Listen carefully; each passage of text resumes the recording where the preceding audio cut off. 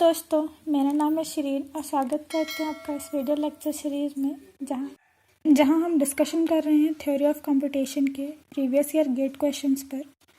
इस वीडियो में हम गेट के 2000 और 2001 के क्वेश्चन सॉल्व करेंगे जो कि 1 मार्क के हैं।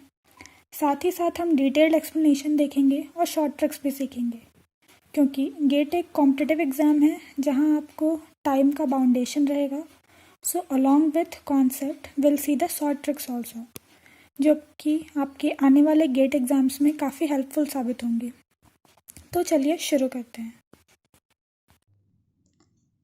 तो आज का फर्स्ट क्वेश्चन है, let S and T be language over sigma equals to A and B represented by the regular expression a plus b star whole star and a plus b star respectively. Which of the following is true? इस type के questions को solve करने के लिए given क्या क्या है? Given है a plus B star whole star and t is equals to a plus B whole star. सबसे पहले हम कि दोनों लैंग्वेजेस के दोनों रेगुलर्स के एक्सप्रेशंस के मिनिमम लेंथ स्ट्रिंग्स क्या क्या हैं? Length string, then we'll see for 1, then 2, then 3 and so on. Generally जब हम 3 तक देखते हैं तभी हमको क्लियर हो जाता है कि कौन सा केसेस वैलिड होगा या इनवैलिड होगा। उससे ज़्यादा आपको चेक करने की ज़रूरत नहीं है। सो फर्स्ट ज़ीरो लेंथ के लिए देखते हैं। ज़ीरो लेंथ के लिए चेक करने के लिए जो हमारे पास गिवन लैंग्वेज है ए प्लस बी होल स्टार, यहाँ जो स्टार का वैल्यू है इट मीन्स होता है 0 और मोर। तो यहाँ पे अपन 0 पुट करेंगे। सिमिलरली ए प्लस बी 0 पुट करेंगे। तो यहाँ जब हम 0 पुट करते हैं तो हमको एप्सिलॉन मिलता है। सिमिलरली यहाँ पे भी 0 पुट करने पे एप्सिलॉन मिलेगा। अब अपन को यहाँ पे क्लियर हो गया कि दोनों सेम लेंथ, दोनों हमको सेम रिजल्ट दे रहे हैं। तो हम चेक करेंगे वन लेंथ स्ट्रिंग के लिए। वन लेंथ स्ट्रिंग के चेक करने के लिए हम यूज़ करेंगे ए प्लस बी स्टार। यहाँ हम 1 पुट करेंगे। जब हम यहाँ 1 पुट करते हैं इट मीन्स इसका मतलब होता है और। तो वी कैन टेक आइदर ए और बी। ओके, सिमिलरली यहाँ पे देखते हैं ए प्लस बी, यहाँ 1 पुट करते हैं, इसका मतलब है और। तो हमको क्या रिजल्ट मिलेगा? आइदर ए और बी। तो यहाँ पे भी हम देखते हैं कि हमको सेम रिजल्ट मिल रहा है। Now will try for third case. Values मिल रही है। Now will try for the third case. Third case के लिए हम यहाँ पे पुट करेंगे A plus B star 2। Similarly यहाँ पे ए प्लस बी 2। ओके, जब हम इस 2 को एक्सपैंड करेंगे तो हमको मिलेगा A plus B star and A plus B star. Similarly यहाँ क्या मिलेगा? A plus B. हम यहाँ फर्स्ट केस से या तो इसको ले सकते हैं, यहाँ से इसको ले सकते हैं, then we'll get A A. If you are taking this B and this A then we'll get B A. If you are taking this A and this B we'll get A B. If you are taking this B and this B we'll get B B. तो ये है 2 length string. Similarly यहाँ पे देखते हैं A and B and A and B and B. तो यहाँ पे भी देखिए हमको सेम स्ट्रिंग मिल रहा है और यहाँ पे भी सेम स्ट्रिंग मिल रहा है।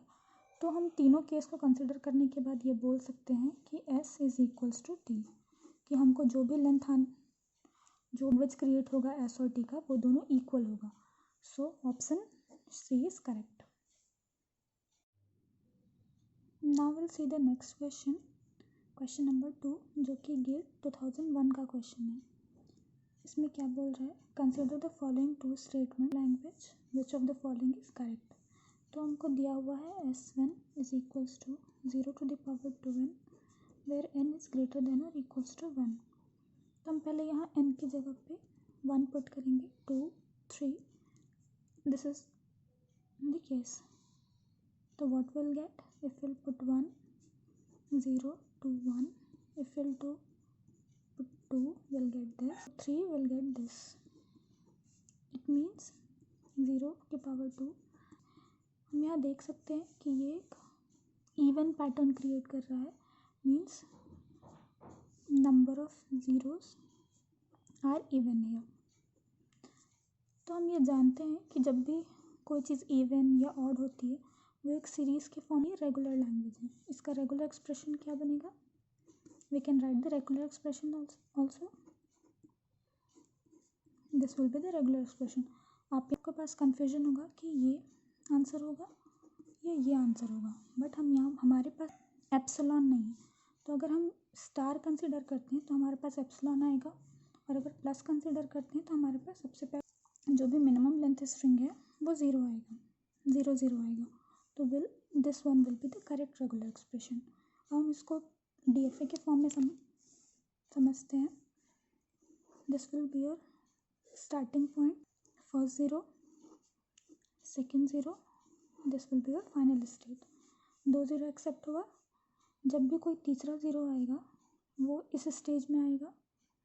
सिमिलरली फोर्थ 0 के बाद वो फिर से एक्सेप्ट होगा, तो 0 0 accepted, 4 0 1 2 3 4 accepted, similarly 6 0 1 2 3 4 5 6 accepted. 0 to the power 5 लेते हैं तो 1 2 3 4 5 इट विल बी रिजेक्टेड। तो हमारा ये हुआ DFA। सो हम ये बोल सकते हैं कि जो हमारा S1 है, yes it is the. Similarly हम S2 के लिए देखते हैं तो वो है 0 to the power m, 1 to the power n, 0 to the power m plus n, where m is greater than 1 and n is also greater than equals to 1। तो सबसे पहले हम m equals to 1 पुट करते हैं और n equals to भी 1 put करते हैं। तो क्या रिजल्ट मिलेगा? 0 1 and then 1 plus 1 will be 2। तो ये होगा हमारा पहला स्ट्रिंग। उसके बाद अगर अपन m equals to 2 और n equals to 2 पुट करते हैं तो हमको मिलेगा 0 0 1 1 and 0 0 0 0। This will be your next string. तो इससे हमको क्या पता चल रहा है? हम जब इस 0 को लिखना चाह रहे हैं, इस 0 को काउंट करना चाह रहे हैं, तो हमको ये प्रीवियस काउंट पता होना चाहिए। अगर हमको ये काउंट पता है तभी हम इसका वैल्यू जान सकते हैं कि ये कितने बार रिपीटेशन में है। तो इनका काउंट पता होना चाहिए तभी हम इस वैल्यू को लिख सकते हैं। तो हम ये बोल सकते हैं कि जो DFA है उसका एक लिमिटेशन होता है कि वो कभी भी काउंटिंग नहीं कर सकता है। It can not do the counting part, ठीक है। जो DFA होता है it can only remember the things, it can only remember the things by changing states only, changing states. तो हम ये जो काउंटिंग है, ये जो रिमेंबरिंग का पार्ट है, ये हम DFA में नहीं कर सकते हैं। This can be done in the form by using stack. Stack में हम कैसे करेंगे कि जितने भी फर्स्ट 0 हैं उसको पुश करेंगे। Suppose this one we want to derive, this string we want to derive. सबसे पहले 0 पुट करेंगे, अगेन 0, एंड जितने भी 1 पुट करना चाहते हैं वो 1 पुट करेंगे। उसके बाद हमको ये 0 चाहिए। ये 0 कितने नंबर का होना चाहिए? जितने यहाँ पे पुश हुए हैं। तो अगेन हम हर एक एलिमेंट को पॉप करेंगे। जब इसको पॉप करेंगे तो 0 लिखेंगे, अगेन इसको पॉप करेंगे, अगेन अगेन, तो हमको ये रिज़ल्ट मिल जाएगा। ये काम हम DFA के हेल्प से नहीं कर सकते हैं, ये काम हम कर सकते हैं PDA की हेल्प से।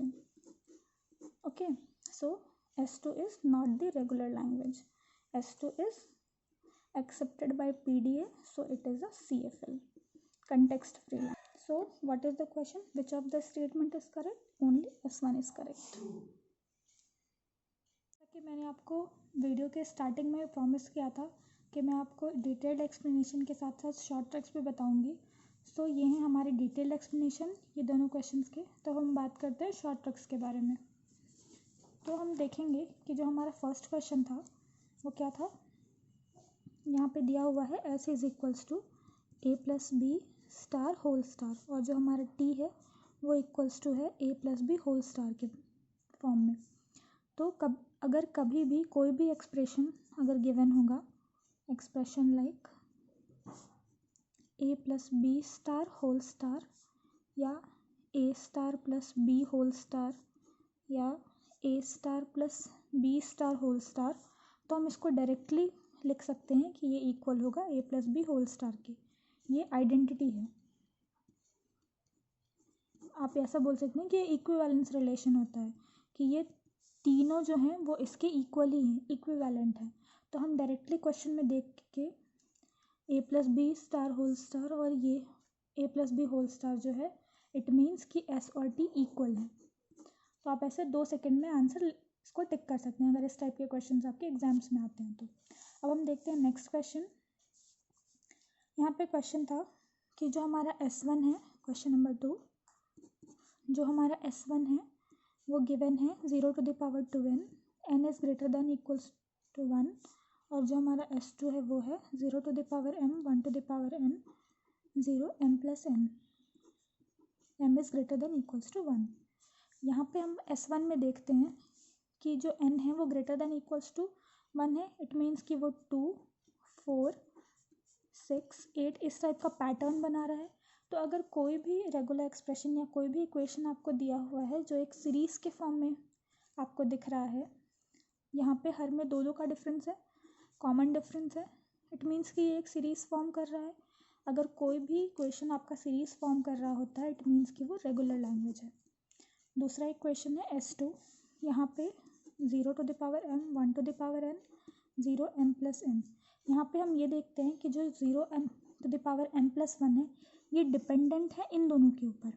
तो अगर कहीं पे भी ऐसे डिपेंडेंसी हमको देखने को मिलेगी, यहाँ पे m plus n है जो कि डिपेंडेंट है m और n के ऊपर, तो अगर किसी भी इक्वेशन में अगर हमको डिपेंडेंसी देख, उस केस में वो जो इक्वेशन होगा वो आइदर CFL होगा या CSL होगा।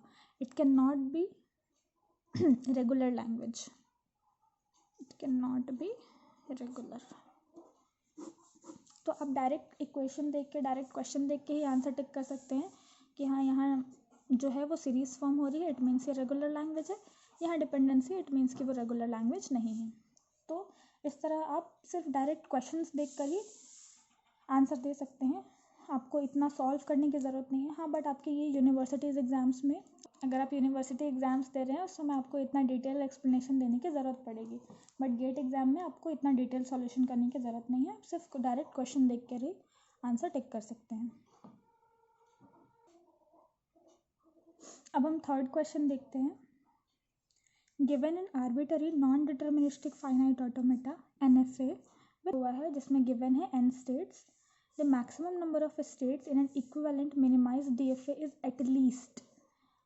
हमको क्वेश्चन में क्या बोल रहा है कि एक NFA दिया हुआ है जिसके पास n स्टेट्स हैं। ओके, अब हमको ये बताना है कि मिनिमाइज्ड DFA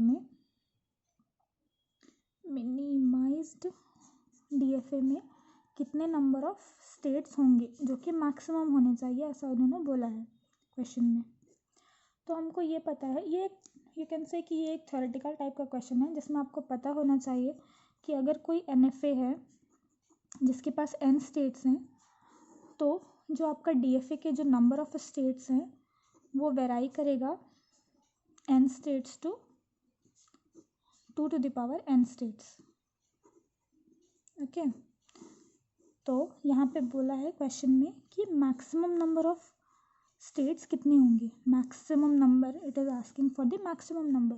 तो मैक्सिमम कितना होगा 2 to the power n states. So this will be your answer. ये एक स्ट्रेट फॉरवर्ड क्वेश्चन है जिसको आप डायरेक्ट क्वेश्चन देखकर भी आंसर दे सकते हैं अगर आपको ये इस कॉन्सेप्ट के बारे में पता हो कि अगर आपके पास NFA है उसमें n स्टेट्स हैं तो उसके मिनिमाइज DFA में मैक्सिमम कितने नंबर ऑफ स्टेट्स हो सकते हैं। सिमिलरली एक एग्जांपल से आपको मैं बताती हूँ कि अगर कोई क्वेश्चन रहता है NFA है जिसके पास 2 स्टेट्स हैं, तो आप बताइए कि मिनिमाइज्ड DFA में कितने नंबर ऑफ स्टेट्स होंगे जो कि मैक्सिमम होने चाहिए। ओके, तो हमारे पास आंसर क्या होना चाहिए 2 to the power n, यहाँ n कितना होगा just 2, so answer will be 4 states. Maximum 4 states होंगे हमारे मिनिमाइज्ड DFA में। सीरीज़ में इस वीडियो लेक्चर में हमने 3 क्वेश्चन सॉल्व किए, 2000 और 2001 के क्वेश्चंस। हम अपने आगे आने वाले वीडियो में हम बाकी ईयर्स के भी प्रीवियस क्वेश्चंस सॉल्व करेंगे। So till then, keep watching, stay focused, and all the best for your exams. Thank you.